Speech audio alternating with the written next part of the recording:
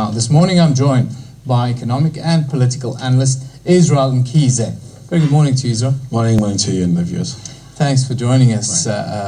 Firstly, just tell me, how do you read this call by Fawu?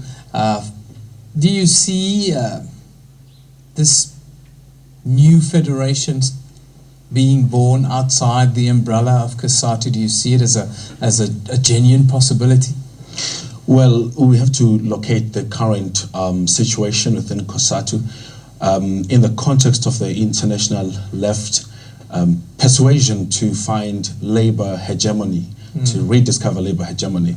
You'll remember, I'll come specifically to the question you raised. You'll remember that in 1846, Marx put squarely the class orientation of the labor and so on. And in 1867, they then went forward in that capital pronouncement, the textbook, which is very important in this conference as well, where they analyzed what they called the bourgeoisie political economy.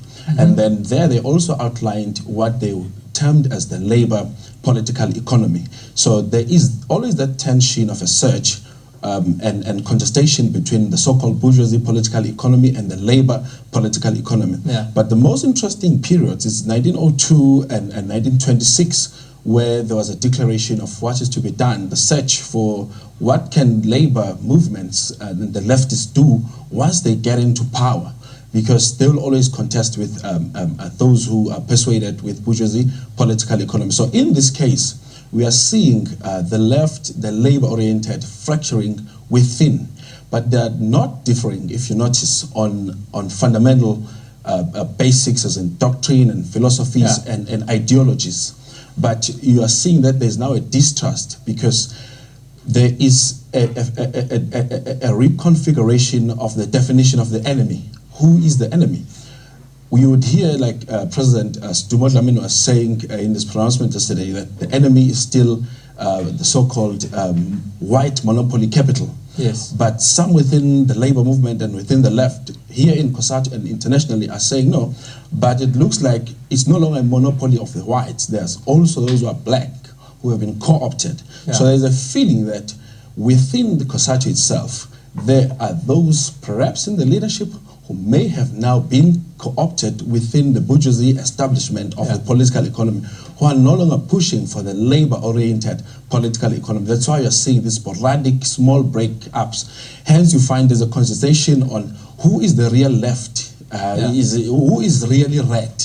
Is it the new faction led by Jim, or is it, for instance, is it EFF that is left? I mean, those who are in a proximity to bourgeoisie political economy or the state itself would label those who are sort of radicals and say, no, you are now being ultra-left.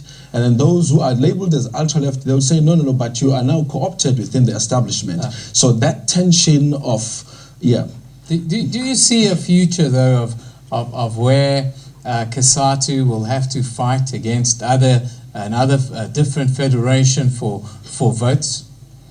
Well, I do, of course. With the declaration of splits and the formulation of new unions, I'm sure those who fell out with Mr. Vavi are very observing the situation very closely to see who falls out here so that they can be part of the maybe disgruntled group that they could start something with, because you must also remember it's the strength of numbers. As you remember, within the accreditation debacle, the phrase that came out was the question of numbers. There's a strength of numbers.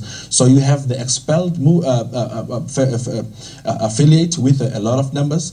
So those who have an interest of having a post-conference sort of regroup and reconfiguration are looking at those numbers that will fall out. Then they will battle right at the ground floor with the shop stewards and the factory for new membership.